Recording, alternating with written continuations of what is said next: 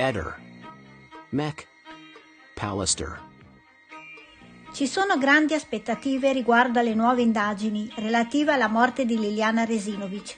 I suoi dispositivi hanno rivelato punti di interesse importanti, incluso delle ricerche verso un albergo di Cesana, mai raggiunto, e una lunga telefonata con il presunto amante Claudio Sterpin.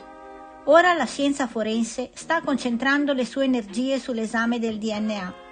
Resinovic è scomparsa il 14 dicembre 2021 da Trieste, ritrovata morta in seguito 3 settimane più tardi in un boschetto dell'ex ospedale psichiatrico della città. Il suo corpo era avvolto in sacchi neri, con 2 sacchetti stretti intorno alla testa, con un cordino lasso. Non c'erano impronte, neppure di Lilly sui sacchi. La sua borsa conteneva pochissimi oggetti, mancando persino del necessario Green Pass. La prima indagine, poi riaperta a causa delle opposizioni della famiglia di origine e del vedovo Sebastiano Visentin, aveva individuato del DNA maschile sul cordino. Ora è stato trovato del DNA maschile anche sui pantaloni. Questo porterà ad ulteriori esami sui vestiti indossati da Liliana, a partire dal giaccone. Le ipotesi restano 3: un suicidio, un incidente con occultamento del corpo e un omicidio. La situazione è questa, ha affermato il generale Luciano Garofano, consulente del vedovo Visentin a 4° grado.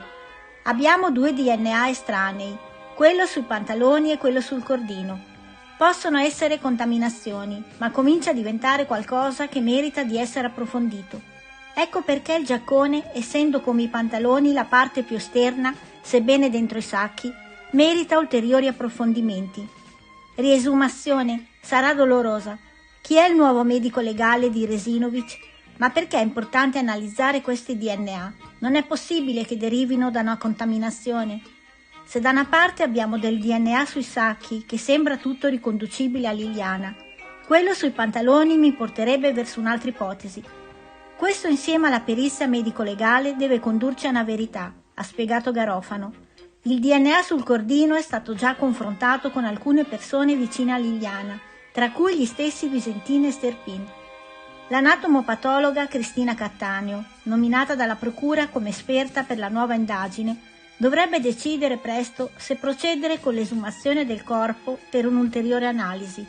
Garofano ha confermato che Cattaneo sta ultimando lo studio degli atti.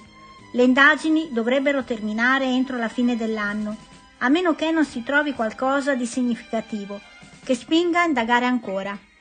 Ehi, non dimenticare di iscriverti a questo canale.